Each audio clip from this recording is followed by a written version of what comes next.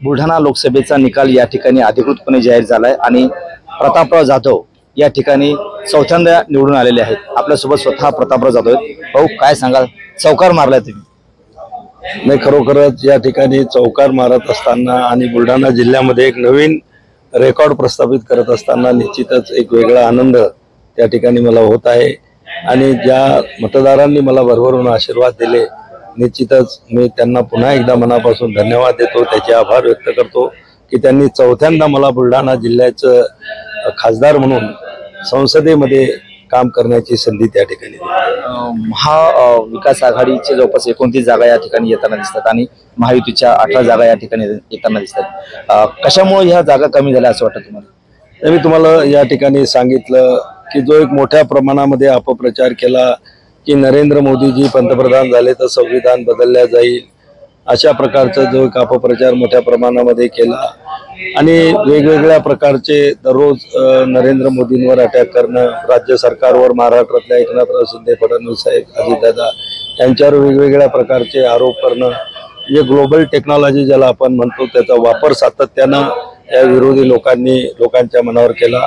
आणि दुसरा विषय जो होता ग्रामीण भागामध्ये यावर्षी सोयाबीन आणि कापसाचे कमी असलेले भाव, त्यामुळं आणि यावर्षी उत्पादनामध्ये झालेली मोठ्या प्रमाणामध्ये घट, याच्यामुळे शेतकऱ्यांच्या मनामध्ये सुद्धा थोडाफार असंतोष होता। मला वाटते तो मताच्या रूपातून या ठिकाणी प्रगट झालेला आहे। जर का नरेंद्र मोदीच्या नेतृत्वामध्ये या ठिकाणी केंद्रात सरकार स्थापन झालं तर बुलढाणा जिल्ह्याला लाल दिवा मिळेल का?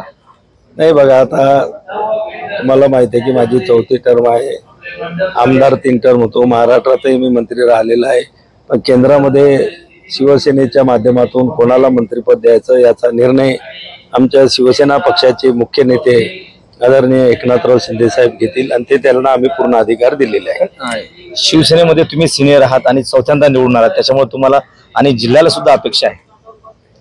नाही, हे बरोबर आहे की मी 4 वेळा आता चौथ्यांदा खासदार म्हणून निवडून आलो। याच्या अगोदर बुलढाणा जिल्ह्यातूनच मेहकर मतदारसंघातून 3 वेळा आमदार म्हणून निवडून आलो आणि 3 वर्ष महाराष्ट्रात युती सरकारच्या काळामध्ये मी राज्यमंत्रीपद म्हणून सुद्धा काम त्या ठिकाणी केलेलं आहे। मागच्या 5 वर्षामध्ये केंद्रामध्ये विषय ग्रामविकास समिती असेल, communication and information technology committee असेल, याचं 2.5 वर्ष अध्यक्षपद म्हणूनही मी सुद्धा त्या ठिकाणी चांगलं काम करून संसदेला चांगल्या पद्धतीनं त्या समितीचे रिपोर्ट आम्ही सादर केलेले आहेत। कामाचा चांगला अनुभव त्या ठिकाणी, दिल्लीतील कामाचा सुद्धा बऱ्यापैकी अनुभव मला त्या ठिकाणी आहे, पण निर्णय आमचे शिंदे साहेब त्या ठिकाणी घेतील आणि तो अधिकार त्यांना आम्ही दिलेला आहे। उद्धव ठाकरे म्हणतात की सत्ता स्थापन करण्याचा दावा करणार आहे। उद्धव ठाकरे भारताच्या सत्ता स्थापनेचा दावा नाही तर ते अमेरिकेच्या बी राष्ट्राध्यक्षपदाची निवडणुकीमध्ये ते दावा करू शकतात, एवढं त्यांचं आत्मबल वाढलेलं आहे। पण तुम्ही जर पाहिला असेल तर त्यांनी मला वाटते 22 जागा लढल्या आणि त्यांच्या 9 जागा आलेल्या आहेत। त्यांचा स्ट्राईक रेटपेक्षा एकनाथराव शिंदे साहेबांचा 15 जागापैकी मधून 7 जागा निवडून आलेल्या आहेत। म्हणजे विजयी होण्याचा जो स्ट्राईक रेट आहे तो आमच्या एकनाथराव शिंदे साहेबांचा उद्धव ठाकरेपेक्षा जास्त आहे। तर हे होते विद्यमान खासदार प्रतापराव जाधव। कॅमेरामॅन नील देशमुखसह गणेश सोळंकी, टीव्ही9 मराठी, बुलढाणा।